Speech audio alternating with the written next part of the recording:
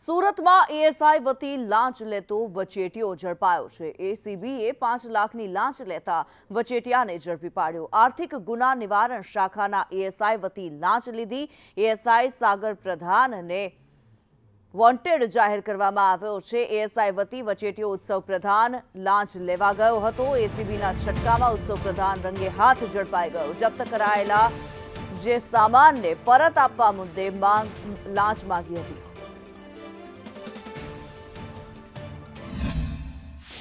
સાગર સંજય પ્રધાન એએસઆઈ જેઓ એક મુંબઈના ચીટિંગના ગુનાની તપાસ કરી રહેલ હતા, જે કામે તેઓએ આરોપી તથા મુદ્દામાલ હસ્તગત કરેલ, જે મુદ્દામાલમાં લેપટોપ, ડાયમંડ વગેરે મુદ્દામાલ હતો, જે મુદ્દામાલ છોડવાના અવૈધ પેટે આ કામના ફરિયાદી પાસેથી તેઓએ 15 લાખ રૂપિયાની માગણી કરેલી અને એ 15 લાખ પૈકી 5 લાખ રૂપિયા લેવા માટે તેમના ભાઈ ઉત્સવ સંજય પ્રધાનને તેઓએ ગતરોજ મોકલેલ, જેઓ 5 લાખ રૂપિયા લેતા રેડ હેન્ડ પકડાઈ ગયેલ છે અને આ બંને ઈસમો વિરુદ્ધ કાયદેસર કાર્યવાહી કરી અને તપાસ હાથ ધરવામાં આવેલી છે।